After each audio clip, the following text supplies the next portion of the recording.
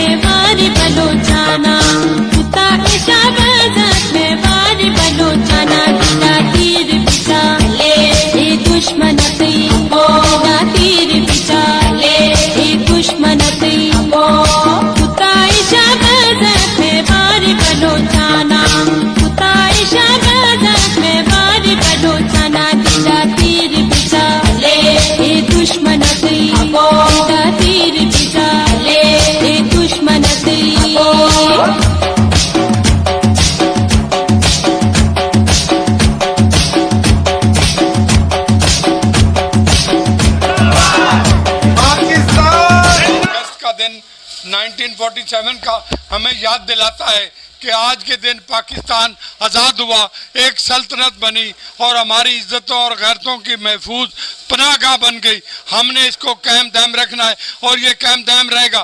क्यों?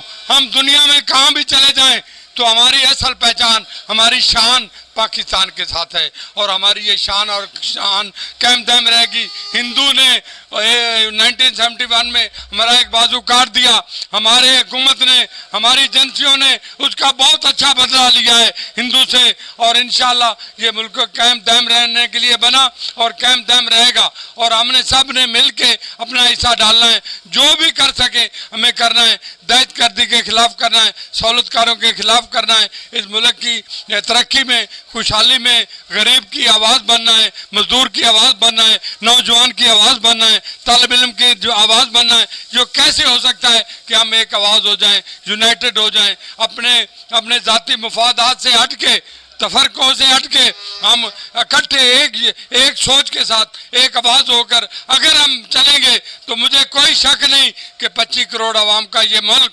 खुशहाली की तरफ जाएगा, तरक्की की तरफ जाएगा और आने वाला मुस्तकबिल इंशाल्लाह सबका ताबनाक होगा और बेहतरीन होगा। मैं अपने भाई रज़ाक को भी मुबारकबाद देता हूँ कि उन्होंने ये खूबसूरत फंक्शन आज करके 14 अगस्त के हवाले से हम सबको इकट्ठा करके बता दिया कि आज भी वो लोग हैं कि जो इस मुल्क को, इस कौम को, इस सल्तनत को आगे ले जाना चाहते हैं और उनके इरादे पुख्ता हैं। और कहते हैं, इकबाल कहता था, इरादे जिनके पुख्ता हूँ, नजर जिनकी खुदा पर हो, तरातम खेज मौजों से घबराया नहीं करते।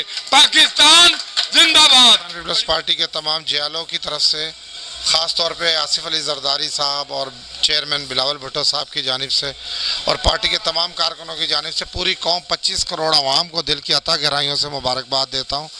और क्योंकि इस जश्न आज़ादी का तो मज़ा इसलिए भी दो बाला हो गया कि हमारे अरशद नदीम ने जो एक बहुत बड़ा इनाम जीता है, पूरी दुनिया वर्ल्ड में पाकिस्तान का नाम बुलंद किया है, तो ये तो हमारी जो जश्न आज़ादी है ये दो बाला हो गई है।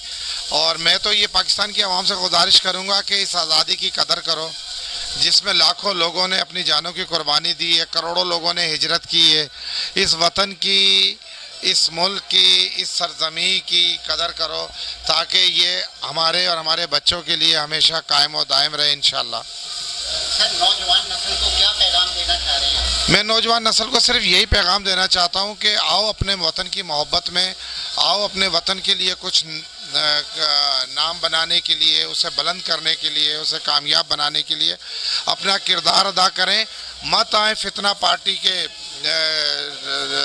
झूठी बातों में, मत आए। सिर्फ और सिर्फ पाकिस्तान और बस पाकिस्तान।